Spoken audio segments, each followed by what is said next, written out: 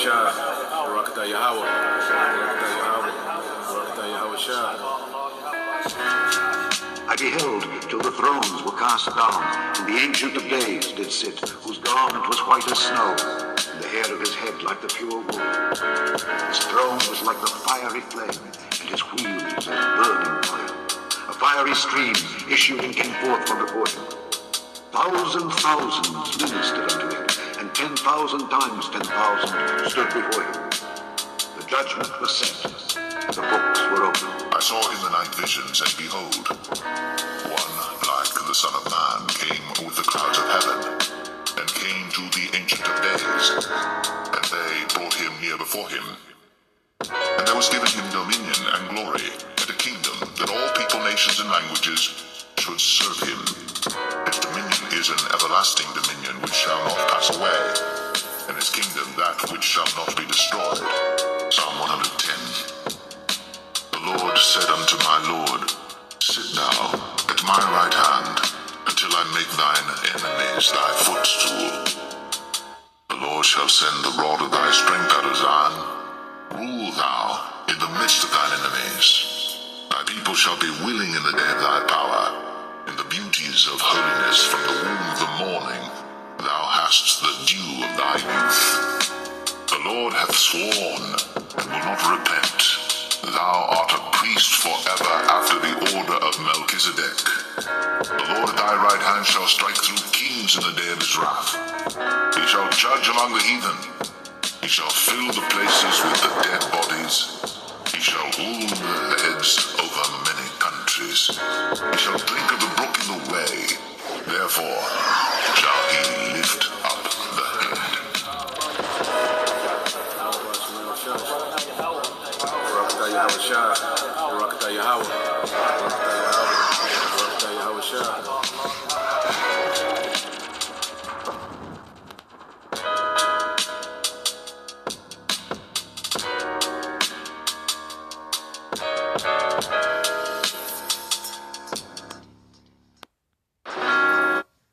All right, Shalom.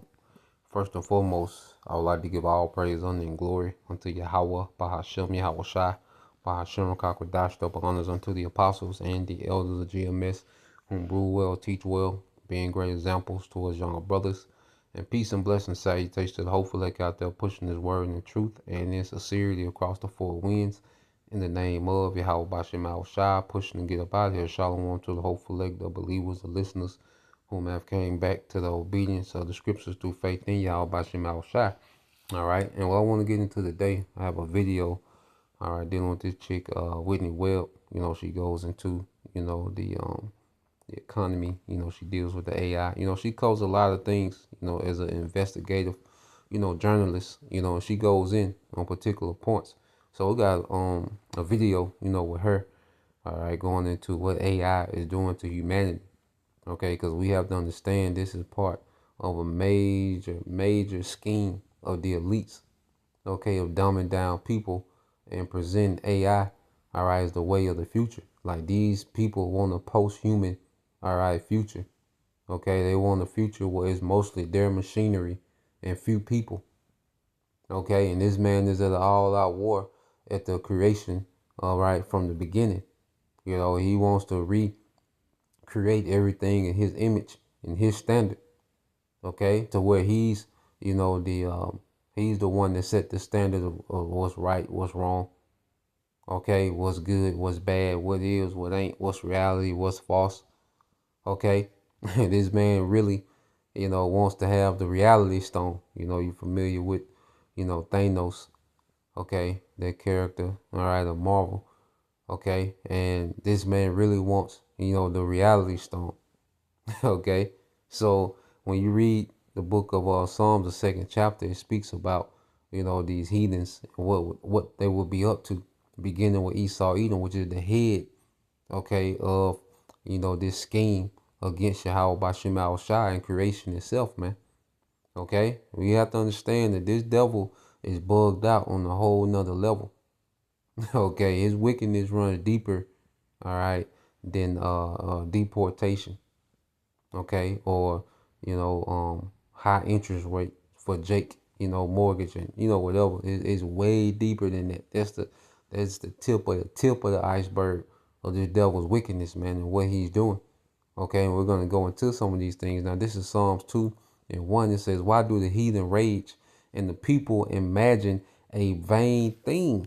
Okay, so the heathen is raging, and we're seeing it real time, which the Hebrew word which is ragash.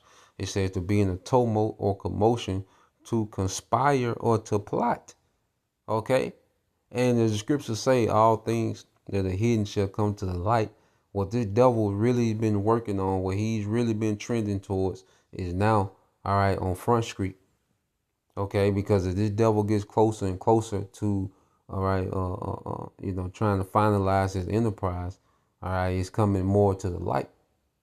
Okay, and these devils have been in the background. These elite families, these secret cabals, and these secret societies, and this mysticism and Satanism, and high level, okay, witchcraft now is coming to the forefront of government.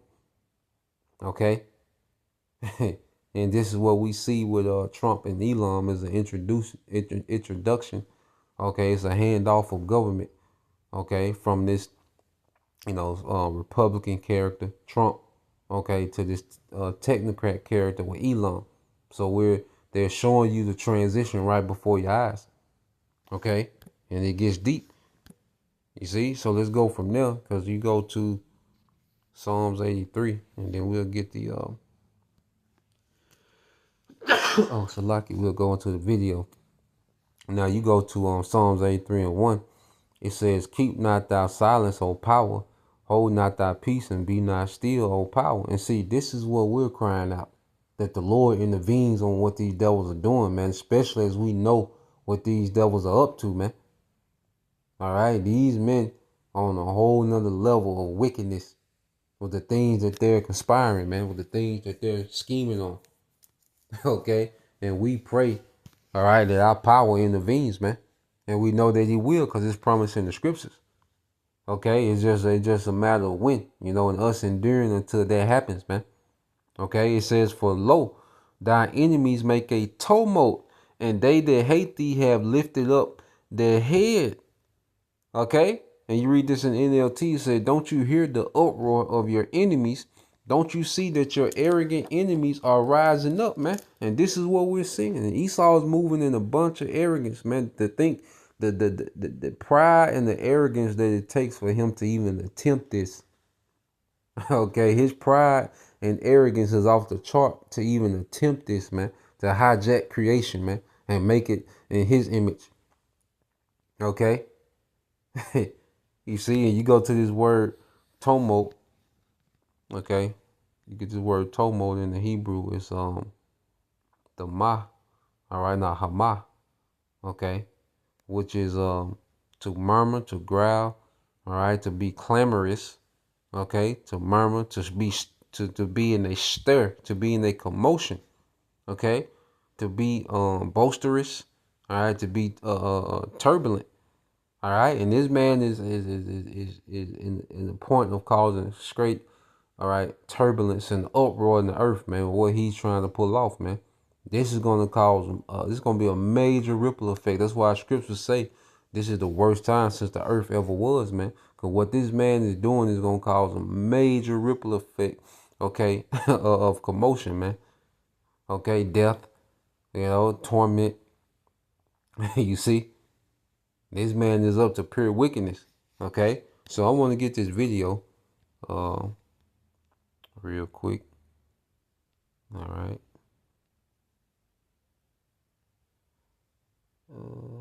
Let's see. Yep, we'll get them.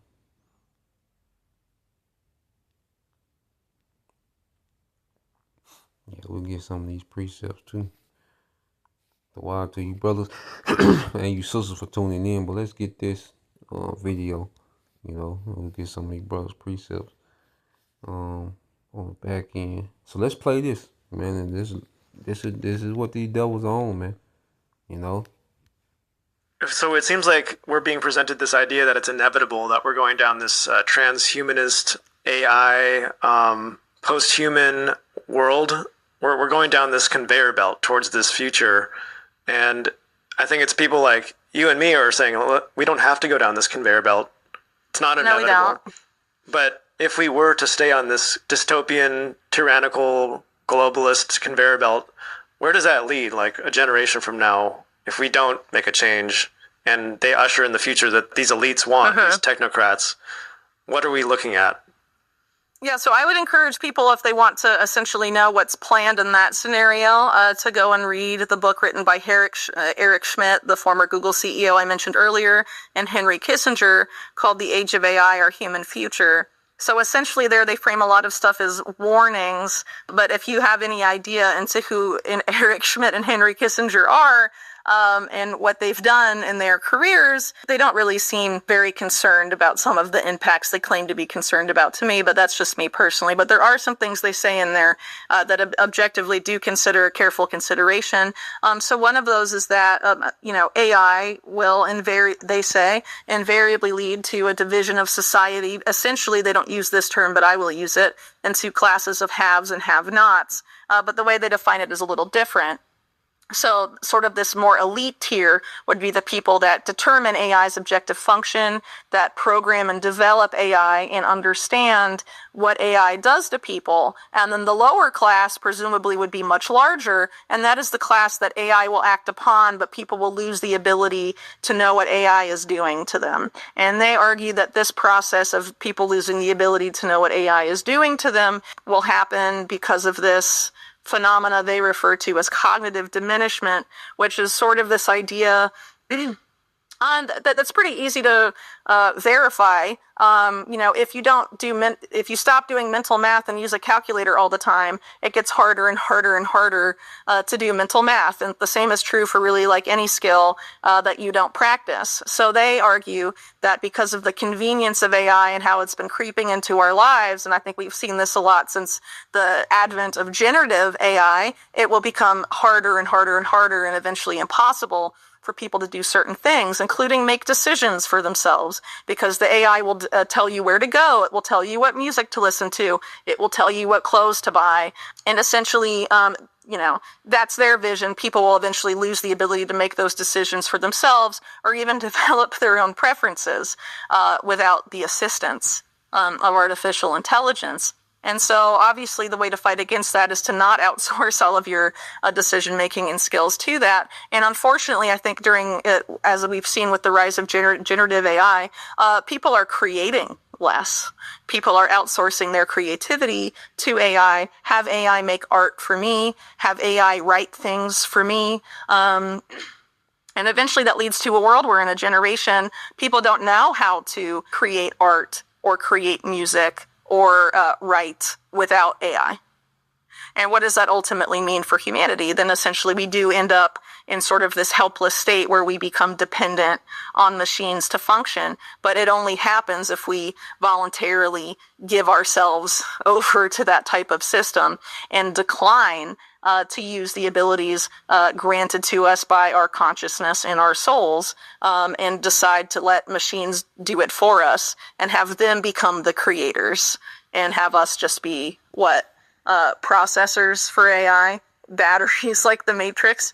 I mean, I don't know, but I'd rather not see that come to fruition. And I think the way to avoid that is very easily within the hands of anybody, regardless of your economic status or what your skills are. Everybody can create something.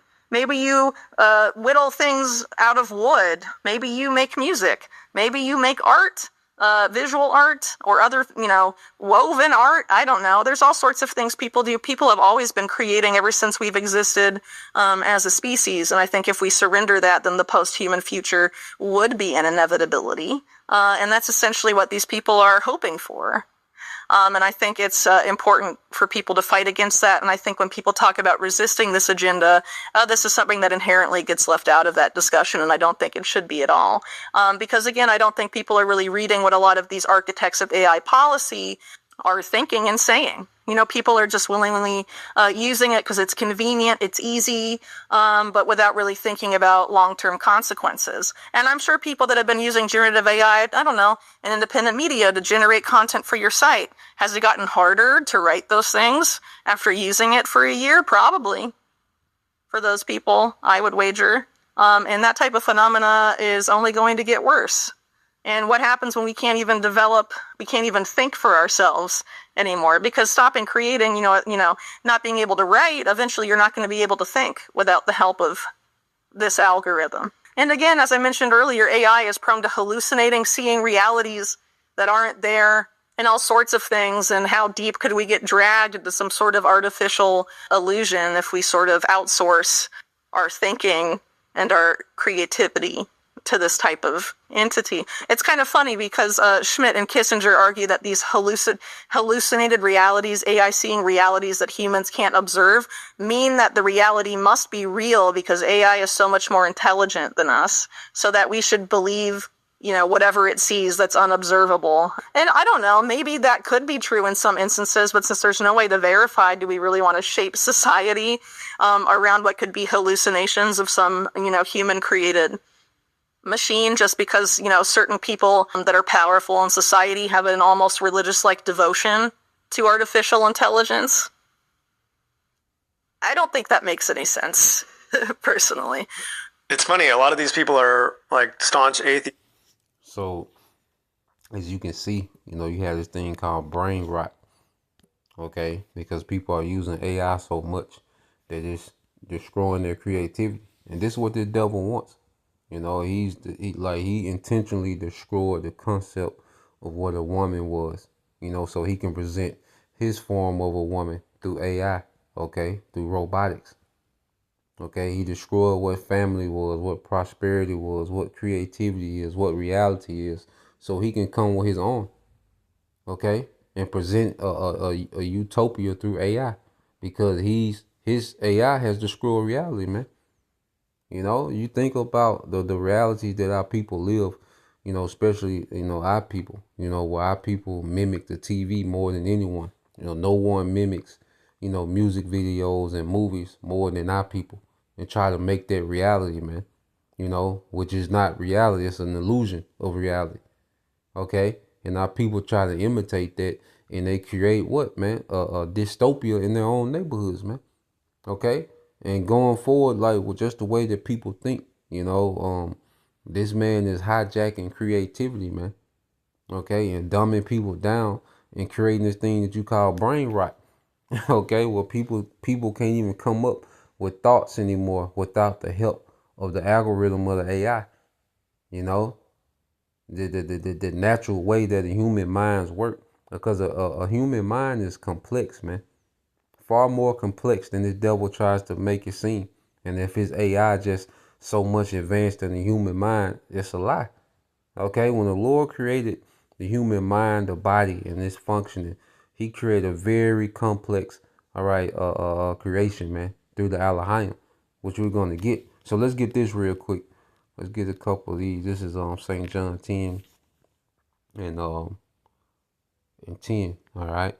It said, the thief, which is Esau Edom, cometh not but for to steal and to kill and destroy. He's about destroying your creativity. He's destroying your relationship with nature. He's destroying your relationship with you. Okay? He destroys family relationships. He destroys nations, nationality. He destroys people. He destroys environments. Okay? All this, promise about AI, but the earth is suffering. The food, is suffering. The animals are suffering. The plants are suffering. The air is suffering. Okay? It's nothing but conflict, wars, death, poverty, scarcity. All this technology, but why is it so much scarcity, man? Why is it so hard to create wealth when wealth comes from the earth? All right, but he has detached people so much from the earth. Even the wisdom of the land. How to live off the land. That's a value that this man has stolen from the masses. Okay, by what? The convenience of the cities. Okay, so this man has been chipping away at what it means to be a human, what it means to be, creative. You see, the value of the wisdom of the earth. Like he has been chipping away at that, man. And he wants people to be AI zombies, man. All right, he wants the AI to run people. He's dumbing people down to the point to where AI is gonna dominate people, man. Okay, this is what this man is up to real time. Okay, so you keep reading. It said, "I am come." This is Yahweh Shai, that they might have life and that they might have it more abundantly, man. Okay, Yahweh Shai is coming to really enhance our experience in the earth, man. As Israelites, man, really enhance our wisdom. Really enhance, the understanding of everything around us and making it work. Like we're gonna have technology in the kingdom, and it's gonna be way on a way high level, man. Okay, and it's gonna be compatible. It's gonna be agreeable to nature, man. It's not gonna destroy in any way. Okay, well, you're gonna go back to Genesis and get that, because that's how the Elohim created in the beginning. So you go here to this word still. I want to get this word still. Okay. All right. In the Greek it's klepto. Strong's G 2813. Klepto. Klepto. Klepto. Okay. Now, you got the word kleptomaniac, but he goes into steal to commit a theft. And this the point. It said to take away by theft, i.e. take away by stealth. Okay. What is stealth? In scripture, remember scriptures call this man crafty, cunning. Okay, so you go into being stealth. That's some crazy shit. Let me go definition. Stealth. Okay. Okay. So you go into stealth and it says cautious and surreptitious action or movement. And it goes into what? Sneakiness, slyness. Okay. Secretiveness, sneakiness. Okay. And this is what this man is doing. And this man has crept into the minds of the masses and just taken away creativity, man. Just taken away. Okay. This man is stealthily just destroying what it means to be a human, man. Okay. What people call the human experience, man. Showing you that how the scriptures say this man can never be satisfied, man. Okay, this man can never be satisfied, man. He wants your creativity. Okay, what it means to be a person, what it means to be a human. Okay, I want to go here because you get this in the book of Psalms 139 and 14. All right, it says, "I will praise thee, for I am fearfully and wonderfully made. Marvelous are thy works, and that my soul knoweth right well." Okay, and you read this in the NLT. "Thank you for making me so wonderfully complex. Your workmanship is marvelous. How well I know it." And one thing the truth teaches us to appreciate the creation, the wisdom of Yahweh Bashim Shai. Okay, it's like just how we're made. How the body functions, how the frequencies, the stones interact, the herbs, how it interact with us, man. Nature, just how nature complements each other, how things are already have this intelligence from on high to be compatible with each other, man. And it goes back to the beginning. And when he made humans the most complex. This is why you have, all right, people have dominance. Okay, and over people, you have the Israelites who have that Rakak Wadash, the Holy Spirit. At this time, the Hopeful Elect have it, that makes them dominant over the dominant species of humans, man. You see? So when the Lord created us in the beginning, all right, it said we were wonderfully, let's get this word wonderfully made, man. All right, in the Hebrew is palah, all right, and it says what? To be distinct, to be marked out, to be separated, to be distinguished. And everyone has their distinct DNA footprint, man. Everyone is unique. The Lord made it to where everyone was created with their unique gift, their unique personalities, their, unique reactions and ability to learn. And, he made nations with their distinct, gifts. You see? They made Israel distinct from everyone else, man. Okay? to be distinct, to be separated, to be distinguished.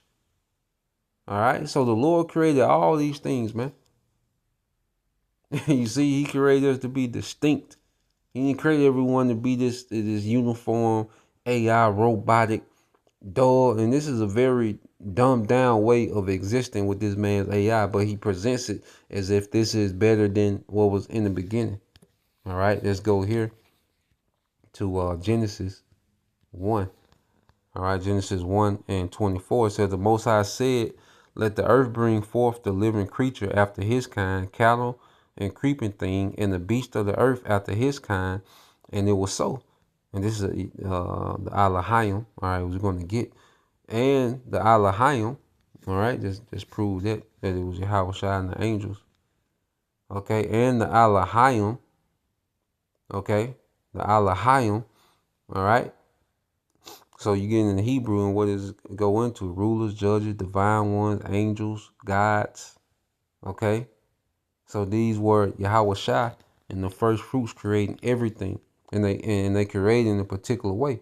And the Elohim made the beast of the earth after his kind, and the cattle after their kind, and everything that creepeth upon the earth after his kind.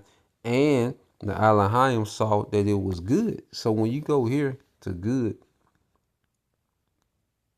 all right, which is in the Hebrew tawab, it says good, pleasant, agreeable, pleasant to the higher nature, good, excellent, rich, valuable, appropriate, glad, happy, prosperous of man's sensuous nature, good understanding of man's intellectual nature. Okay, it says masculine. It says a good thing, welfare, prosperity, happiness. Okay, good things, benefit. The earth was made to be for our benefit. Earth wasn't supposed to be a place of torment that this devil has made the earth. Okay, it shouldn't be as hard to create wealth in the earth. It shouldn't be as hard. Every day shouldn't be. You know, you got like Shaheed Basem said, in America, you got to have a pep talk just to go to work, just to go do normal things. You need a motivational speech, a nigga screaming at you early in the morning. Okay, nigga, you gotta go through an hour of motivation to get through the day. No, the earth itself supposed to be a motivation, man. The sun, the smells, which earth has lost its smell behind this devil, man. Okay, but the earth itself, the birds, the smell, you know, the foods, everything's is supposed to motivate you, man, and be a benefit to you, man. But this man has made everything to a torment, man. Okay, you can't eat this do this to me. You can't eat that do that. You can't eat, you know, it ain't supposed to be like that, man. We supposed to just be, and everything supposed to benefit us, man. Okay, this man has ruined paradise, but then present you what he calls paradise with this AI bullshit, man. Okay, so let's play the rest of this, and then we'll get a few more precepts. Make this too long. Atheists, but they're saying that they're creating a god here. But one thing it's like a muscle. What you're saying is like, if you don't use your muscle, if AI is doing all the lifting for you, you're going to atrophy. And Yeah. I think it's twisted because AI is doing all this creative stuff. It's making the paintings, the music, the art. And here I am doing dishes, and I'm like, why isn't the AI doing the dishes? Why is it doing all the stuff I want to do? You know, I'm an artist and a video creator, and one of the most common questions people ask me is, aren't you worried that AI is going to be able to do what you do really soon? And I am a little concerned. And for me, the work behind the art adds a lot of value to it. So like when I see a movie Absolutely. that took years to make, and like Lord of the Rings, where they went to such great effort to make that movie, and it took Tolkien 10 years to write the book. There's tremendous meaning there for me. And I asked somebody, I was like, if Lord of the Rings was made in 2 seconds with AI, would that change the meaning for you? And there were some people, I'm surprised, some people are like, no, I just want the product. I just want the final product. I don't care about the backstory. Yeah, a lot of people are like that. But I think those people may just already not really be already have the atrophy of creativity that I just sort of mentioned. But ultimately, when you engage in a creative act, what are you filling up or fulfilling, or what muscle, as you put it, are you using? I would argue it's your soul, right? If you just have AI make it, the person that's making it doesn't get the same type of feeling they get if they actually like engaged in the act of making art themselves or with another human, you know? So if we let our souls atrophy because we're not doing anything that, you know, have been fulfilling to human souls for thousands of years, what does that ultimately mean? You know, it's interesting in that same Schmidt-Kissinger book, they basically say that AI taking over will lead to one of two consequences. One of them is that the peasants rise up and overthrow the elite. That's one scenario, and probably not the scenario that Schmidt and Kissinger want. And then the second scenario is that AI spawns the creation of a new religion.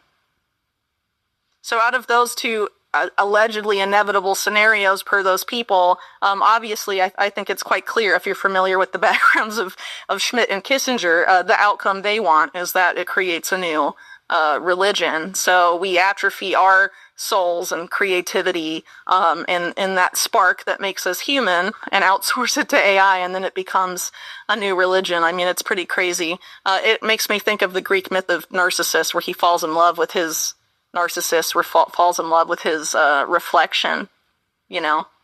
That would definitely be a way that gets us to that post-human future, and it's something I think people should resist, because there's something important about humanity. There's obviously a reason that there's sort of this push to sort of snuff that out, and I think ultimately it leads to a world where humans are just easily controlled and essentially either harvested for data, harvested for energy, harvested for something, and not creators anymore. And it's up to anybody if they choose what path they choose to go down, whether they're going to go down the path of someone who creates and can manifest, and who can, you know, actively do things and actively make decisions and have preferences and do these things that ultimately are part of what defines humans, right? Or if they're going to go down the path of, I'm going to be lazy essentially and let these machines do everything for me. But then you become either not necessarily even part of the machine. You end up, instead of the machine serving you, you end up serving the machine. And I think that's how we get to digital slavery quite fast if too many people take that path. So I think there's a lot of things people can do to, you know, resist. So the goal is digital slavery. All right, and that's what these devils want. All right, to where people answer to AI and the AI answers to him. Okay, that's the overall agenda of what we see, you know, going forward with this devil. Okay, so at the end of the day, Yahweh Shai is coming with the true righteous reset. Okay, that's going to establish everything in its right order. Matter of fact, we just ended there with Isaiah 2. Okay, the true reset. All right, all this madness that this devil has going on, because, you know, you can go on for on and on, you know, what this devil is up to, you know, but just wanted to touch on that. But ultimately, Yahweh Shai is coming to reset all this bullshit, you know. Matter of fact, before let's get two more. All right, let's get 2 Peter 3. All right, and 10 it says, but the day of the Lord will come as a thief in the night, the day of Yahweh Shai. All right, he's going to come in stealth. Okay, when everyone's distracted and things are in the uproar, Yahweh Shai is coming. Okay, it says, in which the heavens shall pass away with a great noise, which are the nukes, and the elements shall melt with favorite heat. All right, the nukes and the chariots, and the earth also, and the works, okay, that are therein shall be burnt up, man. So this whole concept of AI and, you know, digital slavery and post-human you know, error and all this madness, all this going to be destroyed, man. That concept, everything that this devil is plotting and scheming, you know, making, you know, trying to make this into an era, that's going to be destroyed. The works they're in, it's all going to be completely destroyed. All this bullshit, man. You know, because this man is all over the goddamn place. Okay, it's tacky, it's overcomplicated. Okay. And it does nothing but rob the earth of joy, you know, from people to insects, you know, it's robbed of joy under this man's rulership, man. All right. So Yahweh Shai is coming to set things right. So after that destruction, This is post, all right, this is post Esau, okay, era. All right. This is the era we in, post Esau, his rulership. All right, and then we read the book of Isaiah, chapter 2, verse 1. It says, the word that Isaiah the son of Amos saw concerning Judah and Jerusalem, and it shall come to pass in the last days that the mountain of the Lord's house shall be established in the top of the mountains, and shall be exalted above the hills, and all the nations shall flow into it. So the government of Israel, okay, is going to be the top government. All right, all this AI governance and general AI and super AI and all, no, gone. That's not going to make it. That's not going to be a thing in our kingdom. Okay, it says, and many people shall go and say, come and let us go up to the mountain of the Lord, to the house of the power of Jacob, and he will teach us his ways, and we will walk in his paths. For after Zion shall go forth the law and the word of the Lord from Jerusalem. Okay, so they're going to walk in our ways. Okay, everything is going to go back to its order, man. And you go to ways in the Hebrew is the rock, which it means to manner, habit, way, of course of life, of moral character, man. Okay, so righteousness will be the standard in the kingdom, man. And we're going to operate on a completely different level of wisdom and intelligence than this wicked kingdom of today, man. Okay, it's going to be more advanced, more simplified. Okay, and then everyone's going to benefit. All right. Eventually, the heathen will enjoy a righteous rulership under Israel, man. Okay, and the benefits that comes with the true wisdom from Yahweh Bashim Al-Shai, not the deception, okay, of Esau Edom, which he's going to be done away with, which that's going to benefit everyone when Esau is eliminated out of the earth, man. Okay, so that's the point. You know, I just want get into that this morning. So Lord will you brothers, all right, and you sisters edified. Till next time I say shalom.